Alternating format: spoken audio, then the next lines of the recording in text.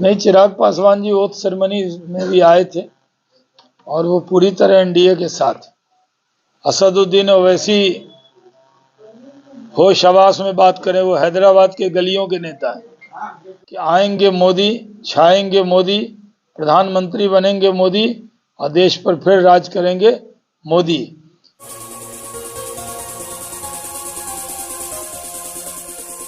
Subscribe करें हमारे channel को और बने रहें हमारे साथ।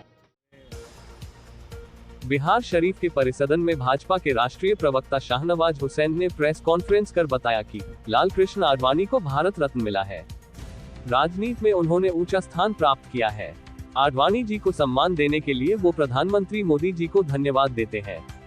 मौके पर एनडीए गठबंधन के सभी पार्टी के जिला अध्यक्षों के साथ मिठाई खिलाकर खुशी का इजहार किया। उन्होंने चिराग पासवान के मन में कसक को लेकर दिए गए सवाल पर जवाब दिया कि चिराग पासवान पूरी तरह एनडीए के साथ है। पिछले दिनों बिहार में नौकरियां और वैकेंसी को लेकर भी कहा कि बिना मुख्यमंत्री के कोई भी डिसीजन नहीं होता। यह मुख्यमंत्री नीतीश कुमार के वजह से सारी नौकरियां दी गई हैं।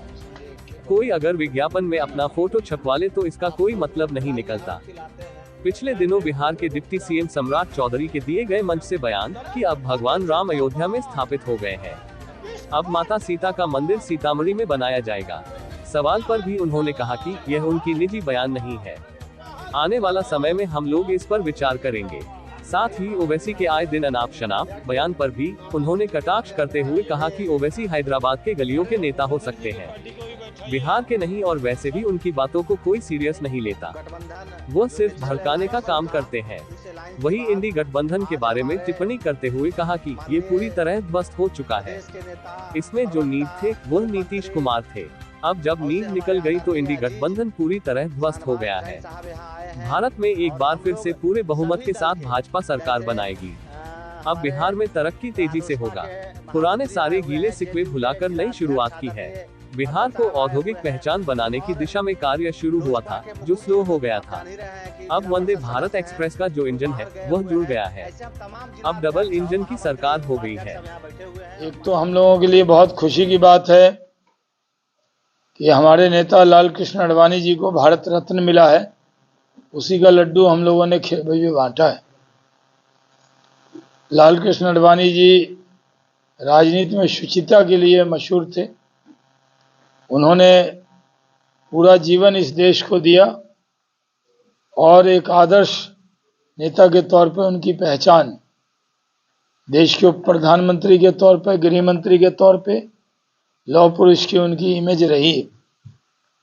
उनको भारत रत्न देने के लिए मोदी जी का शुक्रिया अदा कर। 2020 में विधानसभा के चुनाव में जनता ने नीतीश कुमार जी के नेतृत्व में बीजेपी को, एनडीए को बहुमत दिया था, लेकिन बीच में राष्ट्रीय जनता दल घुसपैठ कर गया था। अब वो बाहर हो गया है और जनता की चुनी हुई सरकार वापस आ गई। जनता ने तो इसी गठबंधन को बहुमत दिया था, सेवा करने का अधिकार इसी गठबंधन को दिया था। नीतीश कुमार जी की तरफ से प्रस्ताव आया और हम लोगों ने सहर्ष उसको स्वीकार किया। अब एनडीए पूरी तरह एकजुट है। नीतीश कुमार जी के नेतृत्व में सम्राट चौधरी जी और विजय सिन्हा जी के साथ हम लोग 40 की 40 लोकसभा सीट जीतेंगे। सबसे बड़ी बात यह हुई है कि नीतीश कुमार जी के एनडीए में आने के बाद एनडीए अलायंस पूरी तरह ध्वस्त हो गया है, तो उसके नींव में नीतीश कुमार थे। अगर नींव हट गई तो ध्वस्त होना है, इसलिए ममता जी पहले उसको छोड़कर चली गई।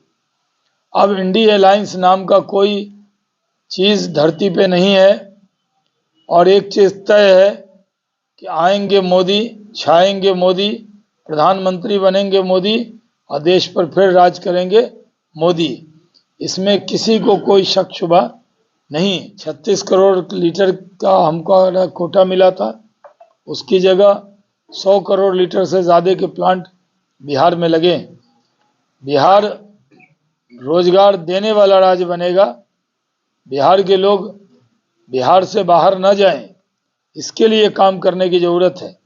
सरकारी क्षेत्र में नीतीश कुमार जी ने शिक्षकों की बहाली, और कई चीज़ों को किया है। आगे और तेजी से उस काम को बढ़ाया जाए। मुख्यमंत्री की मर्जी के कोई काम होता है क्या? तो मुख्यमंत्री नीतीश कुमार जी थे, माल महाराज का मिर्जा खेले होली, ऐसे थोड़ी होगा। पूरी कैबिनेट का डिसीजन होता है तो सामूहिकता में होता है, इसलिए नीतीश कुमार जी का कोई रोल ही नहीं है। वो एडवर्टीजमेंट दे देंगे तो उनका रोल हो जाएगा। पासवान बता रहे हैं कि नीतिगत विरोध नीतीश कुमार का करते रहेंगे, इस फैसले से खुश नहीं। चिराग पासवान जी ओथ सेरेमनी में भी आए थे और वो पूरी तरह एनडीए के साथ। जी, दरवाजा तो बंद था लेकिन हम लोगों ने पूरी दीवार ही हटा दी है। न जंगला है न दरवाजा है। जब बर्लिन की दीवार टूट सकती है तो जदयू और बीजेपी के बीच में जो दीवार बनी थी वो पूरी तरह ध्वस्त कर दी गई है। न दरवाजा है न जंगला है। जो भ्रष्टाचार करेगा उस पर कार्रवाई होगी। जी, मेरा एक सवाल है सर। सम्राट चौधरी आए थे, उन्होंने घोषणा किया कि सीतामढ़ी में मैया सीता का भव्य मंदिर का निर्माण कराया जाए। तो ये भाजपा का एजेंडा है या फिर उनका अपना एजेंडा है? वो बीजेपी के अध्यक्ष हैं, अपना निजी बयान थोड़ी होता है पार्टी का। मेरा कोई भी बयान है उसको आप ये भी ले सकते हैं कि भाजपा ने कहा। मैं जो भी बयान दूंगा वो पार्टी के प्रवक्ता हूं तो पार्टी का बयान माना जाएगा। भाजपा में ऐसा रणनीति बनाया गया था कि वहाँ पर मंदिर का निर्माण कराया जाए। उसके बारे में कुल हिंद मजलिस इत्तेहादुल मुस्लिमीन के सदर असदुद्दीन ओवैसी होश हवास में बात करें। वो हैदराबाद के गलियों के नेता हैं। बिहार में जरूर आकर कुछ सीटें जीत गए थे, वो सारे विधायक छोड़कर चले गए। ओवैसी का बयान भड़काने वाला है। ओवैसी का नाम हमने भड़काऊ भाईजान रखा है। वो सिर्फ भड़काने का काम करते हैं, खुद सुरक्षा में रहते हैं, उनके बयान से तनाव हो जाता है। इसलिए कोई भी उनके बयान को सीरियस लेने वाला सौहार्द कायम करेंगे। राजद थी उस सरकार में तो तनाव था, बीजेपी आई तो सौहार्द आएगा। हम सबको लेकर चलेंगे, सबका साथ, सबका विकास, सबका विश्वास।